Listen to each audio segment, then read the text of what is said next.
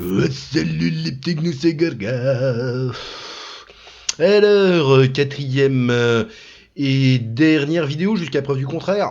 Bon, à mon avis, on pourra peut-être y revenir un jour, mais pour l'instant, ça ira. Sur donc la quadrilogie des fact-checkers, on va appeler ça comme ça. Oui. Bref, ne nous perdons pas. Donc nous allons revenir. Ah oui, non, ça c'est fait. Nous allons voir. Non, ça je vais le lire après. C'est quoi ça, Project Maven? Maven ronce noire, c'est ça. Ouh là là là là. On va aller à Riften. Bon, non, on va voir ça. Un article de François.freux qui date du 30 décembre 2022 à 14h01. Au moins, ils ont mis l'heure. La face obscure du fact-checking français. Nouvelle révélation à propos d'Antoine Daoust, Fact and Furious, en lien avec la harcélosphère, partie 4. Enfin, de Deuce. Alors, on a loupé 3 autres parties, mais bon, bah voilà, ça sera la partie 4. Et ça sera la partie 4 de ma quadrilogie à moi. Notre enquête à propos de la harcélosphère, dont a été principalement victime l'Institut Hospitalo-Universitaire Méditerranée, IHU, et son ancien président Didier Raoult, depuis le début de la crise sanitaire en 2020, se poursuit. Cette quatrième partie revient notamment sur l'affaire Fact and Furious, avec de nouvelles informations au sujet de son fondateur Antoine Daoust. 3 parties ont déjà été publiées par François à propos de la harcélosphère. Partie 1, alors la harcélosphère contre l'IUHU Méditerranée Raoult, de l'obscène aux menaces. Partie 2, harcélosphère des insultes et menaces au racisme et à l'antisémitisme. Partie 3, des propos insultants à connotation scatologique et aux entorses à la déontologie des avocats. Qui est donc maître Éolas? Alors je sais pas, maître Lafolas, je sais, mais Éolas, connaît pas. Au cours d'une enquête qui a duré plusieurs mois, François a montré l'étendue de ce réseau hétérogène d'individus prêts à recourir à toutes les intimidations et bassesses imaginables. Ouais, c'est des mercenaires en fait. Ne rien faire ou soigner. Son objectif, harceler, notamment sur le réseau social Twitter, diffamer, menacer, y compris de mort, celles et ceux qui souhaitaient pratiquer ou laisser se pratiquer une médecine d'urgence, défendre la prévention en matière de santé ou encore parler d'immunité. Soit toutes les personnes qui n'avaient pas la même idée de la gestion de la crise sanitaire de la Covid-19 que le gouvernement alors en place et ses divers conseils scientifiques. Parmi eux, Didier Raoult, microbiologiste de renommée mondiale en référence en matière d'épidémiologie, qui avait été capable de proposer au sein de son établissement IHU Méditerranée un traitement issu de repositioning. Après avoir réussi à montrer qu'un testing à large échelle de la population était matériellement réalisable. Autrement dit, Raoult, professeur aux multiples publications scientifiques reconnues, avait soutenu l'idée de mobiliser rapidement une molécule déjà bien connue et disponible dans un délai libre de droit et à coût réduit afin de soigner les malades contre la Covid-19. Cette démarche aurait dû être, il n'y a pas de T, donc aurait dû être une proposition réflexe faite par tous les médecins engagés en recherche, n'ayant pas oublié leur serment d'Hippocrate. Primum non nocere, en premier ne pas nuire, soit face au SARS-CoV-2 et à la maladie, d'abord ne pas rester sans rien branler. Une démarche qui aurait dû être encore je sais pas pourquoi j'y arrive pas là, qui aurait dû être soutenu par les autorités de santé dans le but de permettre aux patients les plus à risque d'espérer une guérison lorsque l'on ne leur promettait qu'une aggravation des symptômes. Avec la phrase répétée maintes fois, si vous avez du mal à respirer, appelez le 15, accompagné des décomptes quotidiens des décès, et d'images abominables de malades intubés à la téloche. Kills messager. La volonté de se donner les moyens de soigner dans un délai et en recourant à des ressources publiques a surtout contrarié de nombreux intérêts politiques, financiers et industriels privés. Elle avait lu au professeur Didier Raoult de se faire menacer de mort par téléphone en pleine nuit par un professeur nantais, monsieur Rafiki, comme l'a révélé le Canard enchaîné, ordonnant froidement aux Marseillais d'abandonner son protocole de soins à base d'hydroxychloroquine. François Raffi, depuis condamné par la justice, était alors engagé dans la mise au point d'un traitement contre la Covid, mais sous brevet, le Xenotera. Rigolo, hein. Contre cette logique de soins pourtant évidente et de bon sens, s'est levée une armée d'obscurs affidés, de second ou troisième couteau de la science, d'ingénieurs à la carrière peu reluisante, d'enseignants de seconde zone. Dis donc, ils sont sympas chez François, hein. Une armée de médecins de plateau télé qui ne déclarent jamais leur conflit d'intérêts comme l'impose pourtant la loi. Une armée composée aussi d'autres intéressés à l'affaire, tels des profiteurs de guerre autour d'un business de premier choix pour l'industrie pharmaceutique. Ce dernier avait été pointé du doigt dans un rapport du Sénat 2010 à propos de la gestion sanitaire de la crise des virus H1N1 et de sa maladie, la grippe A. Leurs auteurs n'avaient pas eu de crainte à aborder le problème des relations contractuelles avec les producteurs de vaccins, des contrats déséquilibrés et rigides ou encore des exigences démesurées des fournisseurs et des garanties insuffisantes pour les acquéreurs, tout en évoquant le risque des raisonnements en vase clos des experts. Avènement des réseaux sociaux. Une dizaine d'années plus tard, de telles interrogations sont désormais assimilées par certains politiques et d'intervenants médiatiques à des discours complotistes. L'accès au plateau de télévision a été verrouillé par l'imposition de listes d'intervenants en accord avec la gestion gouvernementale de la crise sanitaire. Conséquence, l'impossibilité à de rares exceptions de tenir des débats afin d'informer l'opinion publique de façon plurielle et si besoin contradictoire. Le développement des big tech et de leurs réseaux sociaux aurait pu court-circuiter ces chemins habituels de l'information. Est-ce qu'on fait la liaison chemins habituels? Ouais, bah pourquoi pas. Y a un H, chemin habituel? Ouais, allez bon, un des deux. Le résultat fut tout autre. De multiples censures ont concerné les utilisateurs dont les publications n'allaient pas dans le sens de celles des autorités de santé ou des industriels du médicament. Un scandale aujourd'hui révélé grâce au Twitterfield. Conséquence, la grande majorité des scientifiques, chercheurs, praticiens ou soignants qui défendaient les positions d'une médecine du soin détachée du seul intérêt privé ou qui souhaitaient rester critiques envers les décisions des pouvoirs publics auront été tenus au silence. Hormis à François, bien entendu. Autosuffisance, un petit peu, ça fait plaisir. Face à eux, sur ces plateformes numériques, des individus rassemblés en groupe, par exemple les NoFactNet, ont œuvré à rendre impossible tout débat rationnel, prônant de fallacieux et arrogants discours de la méthode. Leur présence malveillante a porté sans relâche des coups bas, insultes les plus vulgaires, utilisation d'un registre ordurier, diffamation. Certains y passant littéralement leur vie. Ça les occupait. Des médecins, dont certains sous contrat avec des chaînes de télévision, se sont acharnés sur toutes les propositions médicales les plus élémentaires, comme tester les malades au plus vite. On condamnait d'avance des propositions qui permettraient de sauver des vies, ignorance et déni du rôle de l'oxymètre. J'ai pas trop suivi ça, mais bon, peu importe. On niait les évidences scientifiques les plus basiques, les coronavirus mutent. On fait la promotion de traitements qui ne montraient aucune efficacité scientifiquement démontrée, le remdesivir, etc., je crois. De la désinformation continue. La professeure Karine Laconcombe en fut l'illustration la plus singulière, mise en examen pour diffamation à l'encontre du professeur Raoult. Elle ne fut relaxée que grâce à la présentation d'excuses de bonne foi, ce qui ne l'empêche pas de continuer à évoquer des traitements dont on se demande quelle étude est vraiment capable de démontrer à la fois l'innocuité et l'efficacité. Des médecins, mais aussi un avocat comme Maître Eolas, qui s'est lié avec plusieurs membres de la Arcellosphère. J'étais où ? J'ai regardé mon cendrier et je me suis perdu.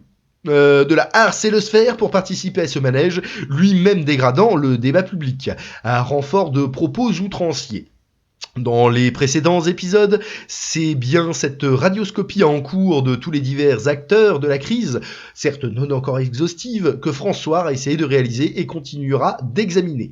Et cette enquête a permis de révéler un aspect très inquiétant. Non seulement cette Arcellosphère bénéficiait d'appui politique direct ou indirect, Guillaume Limousin en contact avec l'ancien ministre de la Santé Varan, voire partie 1, plusieurs fact-checkers ou NoFactMed agissant toujours sur les réseaux sociaux, reçus en grande pompe par le sénateur apparenté PS M. Jomier, connais pas, mais celle-ci via le fact-checking était en cours d'institutionnalisation. l'apparition des agences de fact-checking. En effet, comme si le harcèlement en meute sur les réseaux sociaux ne suffisait pas, des enseignes de fact-checking affichant un vernis journalistique se sont multipliées, y compris au sein de rédactions de presse jadis prestigieuses. Elles posent tout autant de questions sur leurs actions concertées et leur soutien financier. Le scandale de Fact and Furious, lui aussi mis à jour par François, a permis d'avoir une vision d'ensemble de la problématique et du grave harcèlement médiatique en meute qui a pu se nourrir de sa propre production de désinformation et de calomnie.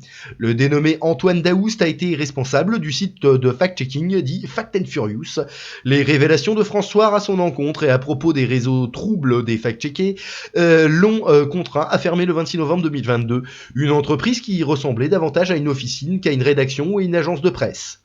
Au-delà de son expérience professionnelle tout à fait banale, Daoust avait entamé une carrière de militaire et fut barman. Ouais, effectivement. Quand je disais c'est des mercenaires, on n'est peut-être pas loin, hein. Mais pour le moins discutable lorsqu'il s'agit de s'octroyer le droit de décider le vrai du faux à l'encontre du travail de professeurs en biologie, de sociologues ou de docteurs.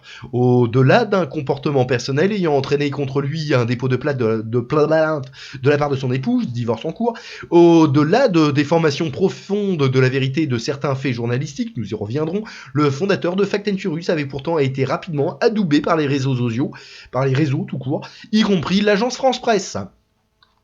Des soutiens étonnants et puissants. Daoust avait même obtenu à toute allure en mai 2021 un agrément de la commission paritaire des publications et agences de presse, CPAP, lorsque le renouvellement de ce dernier est refusé par François sans motif clair et sérieux. Ah ouais, d'accord. Quelle vérification avait été alors exigée de la part de l'AFP pour entamer cette collaboration qui mécaniquement offre du crédit à ce qu'il ne doit pas en avoir ? Point d'interrogation. Le site Fact and Furious bénéficiait par ailleurs du soutien de Microsoft et de l'Institut Pointé, The International Fact-Checking Network, IFCN. On en a parlé dans la précédente vidéo. C'est rigolo, hein. Un réseau qui conseille et labellise les sites de fact-checking ayant pignon sur rue, ouvertement soutenu par la communauté des fact-checkés. Fact and Furious n'a jamais été inquiété à cause de ses frasques personnelles ou ses activités associées troubles. Nous y reviendrons aussi. Son manque de sérieux avéré a même été encouragé par plusieurs journalistes de la presse dite mainstream qui n'ont pas hésité à reprendre comme source sûre les affirmations et raisonnements boiteux de Daoust et associés, incapables d'illustrer des articles toujours à charge contre les tenants d'une médecine de soins. Rappelons que Daoust, ayant arrêté ses études avant le bac, ne dispose d'aucune compétence scientifique ou journalistique pour se poser en grand inquisiteur dans ces domaines. De même, afin d'alimenter des pages Wikipédia de plus en plus politisées et rédigées dans le but de discréditer des personnalités aux yeux du grand public, l'encyclopédie n'a jamais hésité à reprendre les promotions de ce fact-checker. L'essayiste Idriss Aberkan a nommé cela du blanchiment de fausses informations. Ouais. Bon. Machine à propagande. Bien loin du journalisme qui oblige à respecter une certaine déontologie, bien loin de la charte de Munich, encore plus loin de la recherche de la vérité et du respect des arguments contraires et des faits, Fact and Furious n'était en fait qu'une machine de propagande. Une machine destinée à rejoindre systématiquement les positions du gouvernement, notamment en matière de gestion de la crise sanitaire, ou le discours de l'industrie pharmaceutique, notamment par rapport à l'idéologie du tout vaccin, quand bien même le premier intéressé déconseillait à son entourage la vaccination ou réaliser des faux en matière de certificat de test. Elle est belle celle-là. Ah, l'escroc. Attaquer ad hominem tout contestataire politique, scientifique, médecin ou chercheur capable de soutenir une contradiction dans un débat interdit, argumenté et de qualité était devenu un réflexe. Un petit coup de café là, tiens, ça fait du bien.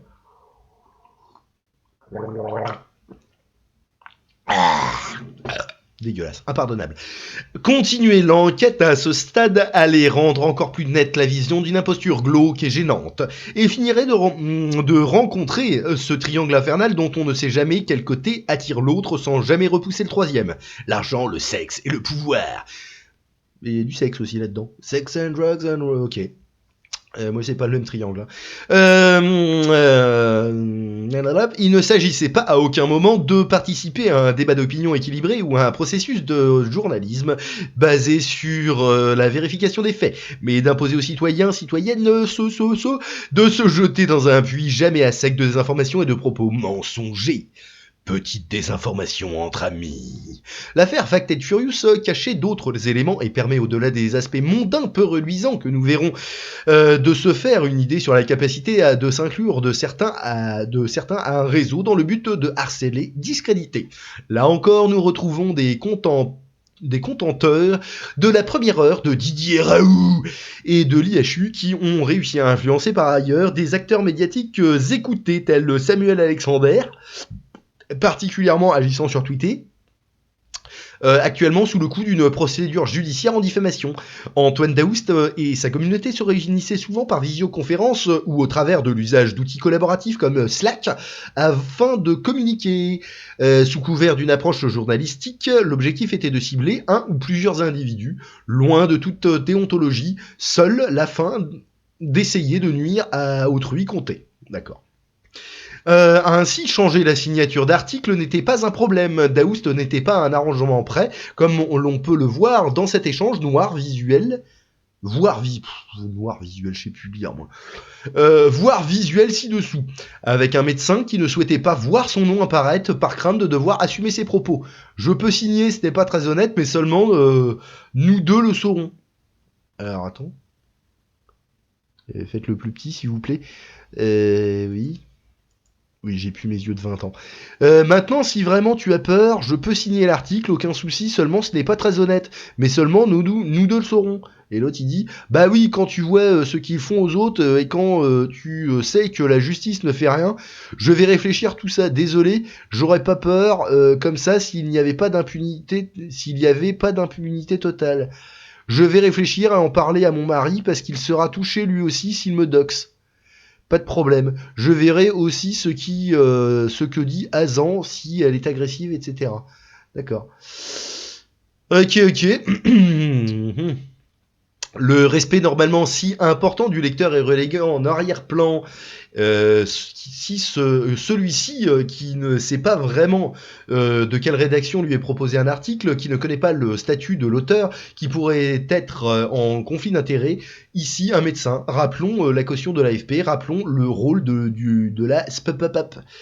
Alors, Daoust Cazenave écoute dans un groupe Vité à propos de François. Alors, l'exemple ci-dessous illustre un exemple entre journaliste Julien Cazenave, un blogueur inconnu ayant fait une entrée fracassante dans les réseaux, et de la harcélosphère, Harry Coutts, d'accord, qui a visé François au moment où Antoine Daoust affirmait avoir des soucis perso à régler. Alors, qu'est-ce que ça dit Julien Cazenave dit, du coup, est-ce que des marques ou des entreprises financent actuellement des articles de François sans que cela ne soit connu? Si oui, lesquelles? Lesquelles seraient prêtes à déstabiliser notre pays contre du profit? C'est rigolo ça. Et l'autre il répond, pas trop là en ce moment, les copains, soucis perso à régler.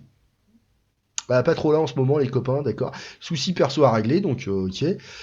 Courage, j'espère que c'est pas trop grave, dit Juju. Qui y a mis un cœur? Bon, Julien Cazenave, d'accord. J'espère que ce n'est pas un mensonge et que tu me mens plus. D'accord. Capture des membres du groupe, on est 3, Harry, Julien et moi. En plus, ils ont l'air de se faire confiance, les cocos. D'accord. Il y a de quoi sourire à propos des positions de Cazenave sur la recherche de marques ou d'entreprises qui auraient été prêtes à déstabiliser notre pays contre du profit. Lorsque l'on voit l'acharnement de ce dernier à défendre sur les réseaux sociaux la politique commerciale de certains géants parmi les big pharma, généralement issus du marché anglo-saxon, et à préférer renvoyer la faute en matière de gestion ou autre aux autorités de santé. Bah, ouais, il y a les deux, quoi. Mais ce qui compte est de considérer comment Daoust, bien en dehors de son rôle attendu de vérificateur de l'information, soutenu par des agences de presse comme l'AFP, il faut le rappeler encore, était en fait sollicité comme un animateur de diverses inquisitions peu sérieuses. Et certaines hypothèses à propos de l'origine des sollicitations qui apparaissaient ne peuvent plus être balayées d'un revers de main. Daoust en contact direct avec l'Élysée. Ben dis donc. Antoine Daoust était en contact avec l'Élysée, notamment en relation avec Marie-Quinette Bizot. Le nom est marrant, hein. Marie-Quinette Bizot était attachée de presse à la direction de la communication de la présidence de la République entre mars 2020 et mai 2022. Fin 2021, elle échangeait avec Daoust en lui fournissant son téléphone portable. Madame Quinette Bizot est depuis partie travailler au sein du groupe LVMH dans le secteur de la communication. Dégueulasse, impardonnable. Contactée par François, Madame Quinette Bizot n'a pas souhaité répondre à nos questions. Les furieux contributeurs des faits. Voilà ci-dessous le panorama des contributeurs de Fact and Furious. Parmi les 3 fondateurs, aucun journaliste Tico Skep... Ah ouais, Skeptico, haha, lol. Présenté comme cofondateur de Fact and Furious, s'est retiré pour raison médicale et Romain Aubert, alias Pepleux, s'est fait plus discret. Pas plus tard que le 28 décembre 2022, Aubert déclarait via son compte Twitter que l'accréditation avait été obtenue en remplissant un simple formulaire, omettant bien sûr d'expliciter la fermeture du site Fact and Furious après certains événements. Pourquoi fermer un site si tout est si facile et en bon ordre de marche ? 3 personnes actives pour Fact and Furious se revendiquaient journalistes. Elie Guckert, Maxime Masse et Pierre Plotu. Pierre Plotutu serait détenteur de la carte de presse et officie aujourd'hui à Libération ou dans sa vicinité. Connus pour leurs obsessions contre l'extrême droite, à se demander si toute personne aux opinions différentes dès lors ne deviendrait pas soudainement extrémiste. Non, c'est pas... Non, mais non, oh, bande de complotistes. C'est rare des complotistes à François, hein. Moi, je me désolidarise. Ces derniers sont toujours prêts à cautionner un arrangement avec la déontologie au travers d'analyses biaisées ou parcellaires. Leurs positions anti-François primaires sont clairement affichées, et ils se sont félicités de la suspension de la CPAPAPAP de notre titre. Une décision qui devrait pourtant choquer tout professionnel de la presse.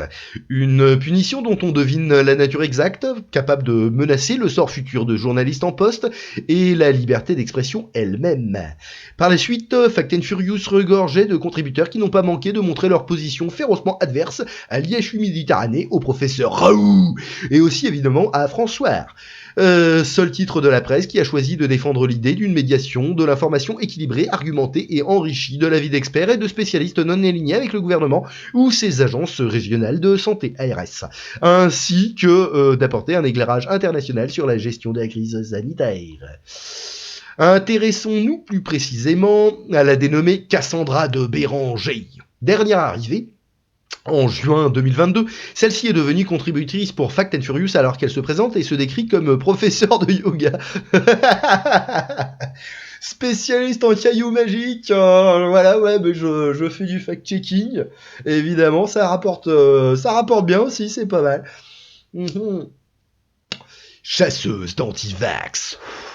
Pour symboliser les contorsions de certains fact-checkers face aux faits, Antoine Daoust la présente aujourd'hui comme sa colocataire. Habitant dans un village du sud-ouest, une personne qui a pu les rencontrer de manière intime les décrit comme un couple libre. Voilà qui les regarde. Ah, c'est des libertins en plus. Ah bon. Mais d'après nos informations, Cassandra n'a jamais véritablement été rédactrice. Notre source indique que les producteurs et commanditaires de ce qui s'est présenté comme ces 2 articles de chasseuse d'antivax seraient en fait l'un des 3 journalistes précités assistés de Rudi Reichstag. Rudi Reichstag, il est bon lui. Et Dari Kutz, le premier, est à la tête du Conspiracy Watch, pompeusement présenté comme un observatoire du complotisme. Le second, nous l'avons vu, est devenu un assidu du réseau social Dvité, toujours prêt à défendre la bonne parole de l'industrie pharmaceutique et de ses études, ou non-études d'ailleurs, issues de l'évidence basée de médecine. Cependant, Cassandra de Béranger est intéressante à plusieurs titres. Son rôle de contributrice rédactrice, son info, son nom l'est aussi. Une recherche effectuée auprès de la Fédération des professeurs de yoga ne renseigne à propos d'aucun profil enregistré sous cette identité. C'est bien ce que je disais, c'est une spécialiste en cailloux magiques. Elle est citée dans un article daté du 2 novembre 2022 au journal de l'ADN sur les chamans en plastique. Elle y est citée comme professeure de yoga de 38 ans par les chamans en plastique, c'est quoi cette merde? Par la journaliste Laure Coromines, contactée par François pour questionner le portrait flatteur qui avait été fait de cette personne, la journaliste n'était pas disponible pour répondre. Ah non, elle est aux chiottes, on sait pas, ouais, elle a disparu. Le site de la vérité fact-checké ou du BDSM? Hein? Oh putain. Alors là, ça dépasse les cailloux magiques là. Une recherche de terrain apporte une information décisive. La boîte aux lettres d'Antoine Daoust nous la livre. Une plaque fièrement gravée indique Fact and Furious, qui est l'entreprise domiciliée à Toulouse, mais qui reçoit son courrier à 45 km de là. Le nom de Daoust, Bad Star Lingerie. C'est quoi ce truc? La boîte aux lettres. Eh oui, Fact and Furious, Bad Star Lingerie, c'est quoi ce truc? Deux autres noms attirent l'attention, celui de Bad Star Lingerie, oui donc, un site de lingerie en ligne à tendance BDSM, quant à lui basé à Marseille, et le nom de Franceschi. Nous découvrirons par la suite qu'il s'agit en fait du vrai patronyme de la personne cachée sous le pseudo Cassandra de Béranger. Son prénom est Elisa. Ok. En regardant le fil vité de Bad Star Lingerie, ce sont plusieurs visuels particuliers que l'on peut considérer comme proches d'atteinte à la pudeur sur une plateforme de réseau social qui ont offert cette information. De Cassandra de Béranger à Elisa Franceschi. Cassandra de Béranger, ok. Yogina alias Cassandra de Béranger, d'accord. Elisa Franceschi de Bad Star Lingerie. Point commun, le tatouage et le bracelet. Ah oui, mais c'est pas le tatouage que j'avais vu en premier. Mais d'accord. Ok. Bon, on voit pas très bien de là, mais on va zoomer un peu. Hop là. Hop. Ouais, on voit pas mieux. Bon, c'est pas grave, on s'en bat les couilles. En tout cas, il y a de quoi dribbler là-dedans, hein, bordel. Reviens, enculé. Voilà.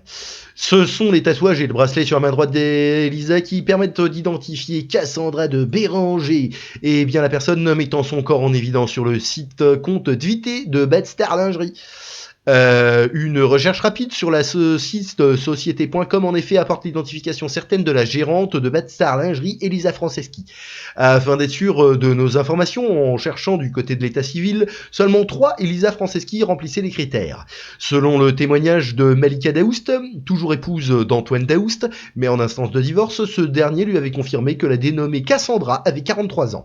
Rappelons qu'elle a déclaré au journal l'ADN avoir 38 ans. Un arrangement de plus avec la vérité.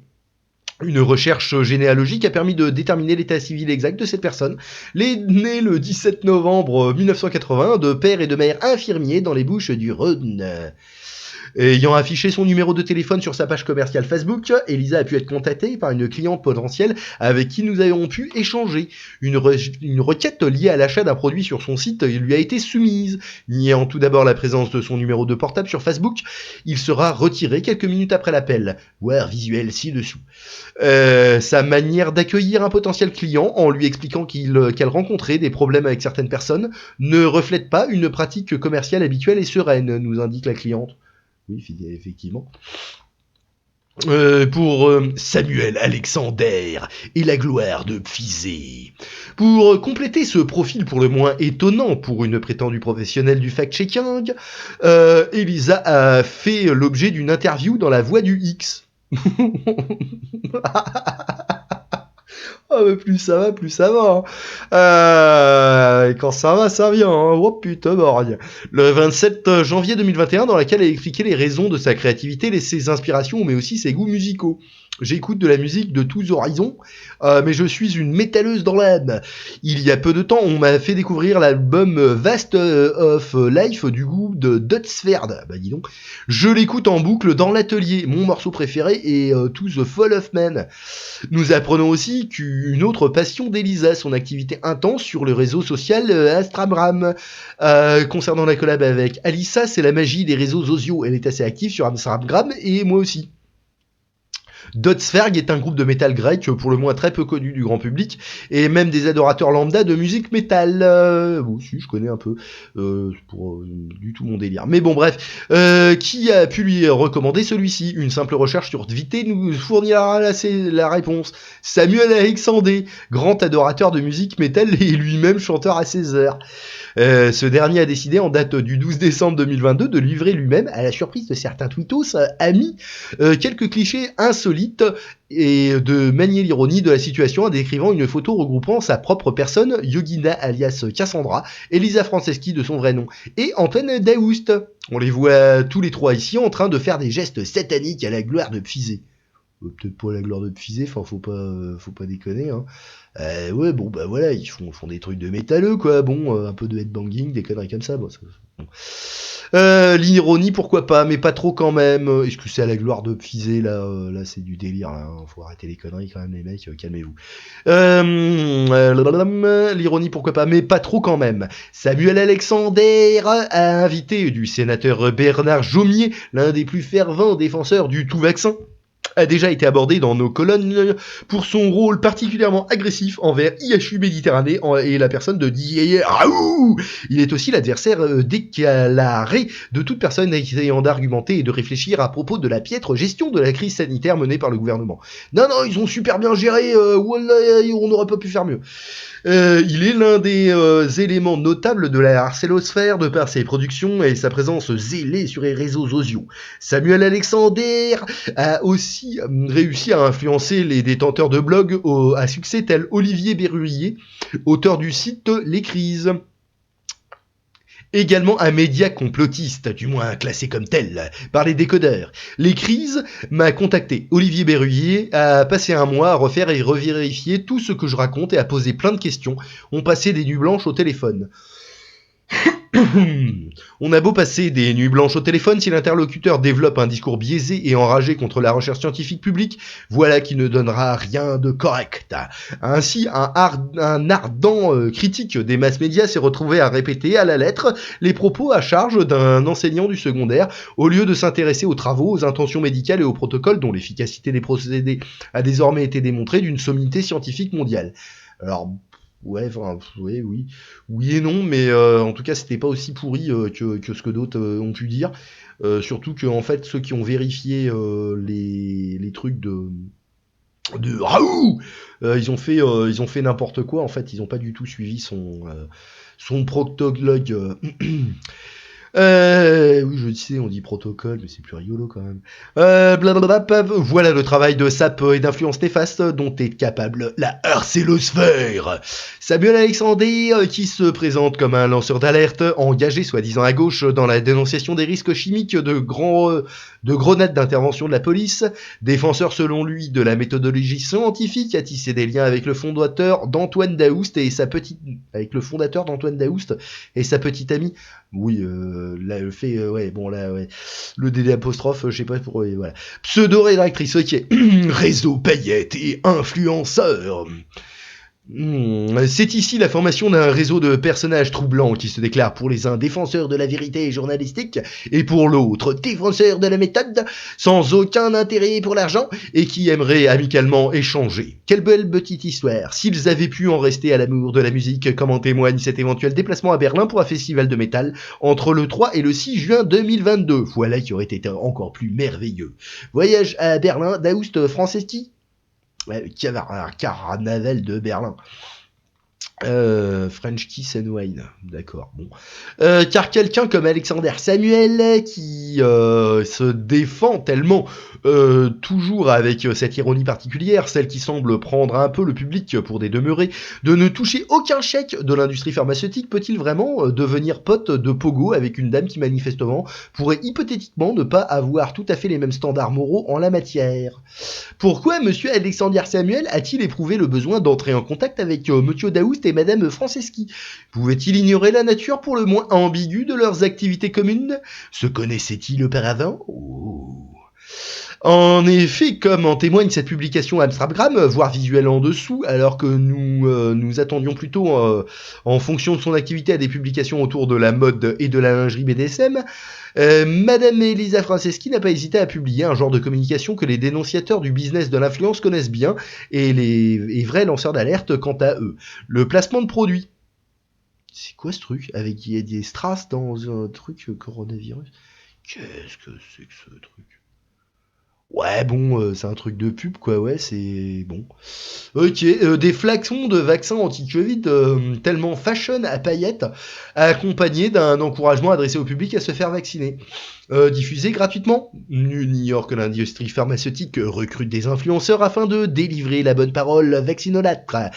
Et que dans le but de cibler une population jeune, il faut parfois recruter d'autres relais que des médecins ou du personnel soignant. Une seule certitude à ce stade, difficile quoi qu'il en soit avec ce mélange des genres qui fait tourner la tête, de faire preuve de neutralité et d'esprit journalistique pour informer les citoyens avec honnêteté dans le cadre d'un site de fact-checking. Que fait donc Élise Franceschi avec Antoine Daoust? En surveillant les activités de Madame Franceschi en activité commerciale, pour le moins osée, cette question se pose. Nous savons que Monsieur Daoust pratiquait l'établissement de faux tests PCR et de fausses ordonnances pour des médicaments de la classe des stimulants. C'est quoi? C'est les trucs... Merde, amphétamine de guerre et tout, le mec il était à fond à mon avis. Ça se trouve. Nous savons, comme nous l'a déclaré Malika Daoust, qu'environ 8000 € ou plus ont disparu des caisses de Fact and Furious. Aurait-il été utilisé pour financer le commerce d'Elisa? Reichstag, Mendes France, l'AFP, non Reichstag. Que savait-on? Qui savait au sujet de Daoust? Je sais plus lire. Là, c'est la fatigue, hein. Putain, 35 minutes, hein, quand même, là. Putain, il est long, cet article, en fait. Pourquoi devoir évoquer tous les aspects? Parce que se permettre d'incarner le droit de déclarer le vrai et le faux en matière de journalisme, de faire la leçon à la société entière constamment et d'attaquer gratuitement la carrière de professeurs et de chercheurs intègres en ayant ce genre de profil revient véritablement à prendre les citoyens et citoyennes pour des imbéciles. Des profils qui ont été approchés, voire qui ont collaboré. Le français est mort. Je bois un bout de café pour le. Je bois un bout de café, ouais. Je mange un bout de café et puis je me rallume ma clope. Oh là là. Oh, collaboraté. Ah bordel. Alors, des profils qui ont été approchés, voire qui ont collaboré avec des experts autoproclamés aussi de la vérité, payés par le service public audiovisuel français où les laboratoires d'idées se présentent progressistes comme Rudy Reichstadt ou Tristan Mendes France. Des profils qui ont été institutionnalisés par l'AFP et d'autres instituts internationaux exerçant dans le monde de l'information et qui n'a de fait à peu près rien à voir avec l'envie d'informer correctement les populations. Qui pouvait ignorer les agissements de Daoust? Qui l'a poussé une fois le poteau rose découvert, à fermer son site et manifestement à essayer d'en faire disparaître le plus d'éléments possible? Pourquoi avoir fait une déclaration antidatée de la liquidation de sa société? Eh oui. La radioscopie de cette vaste supercherie se poursuivra grâce au travail collectif des citoyens et à François. Voilà. Bon bah si ça vous a plu, pouce en l'air, sinon 2 pouces dans le cul, une cloche sur la tête, phagocytage des algorithmes, abonnage, et puis faites tourner, et puis bisous les petits gnous et à plus.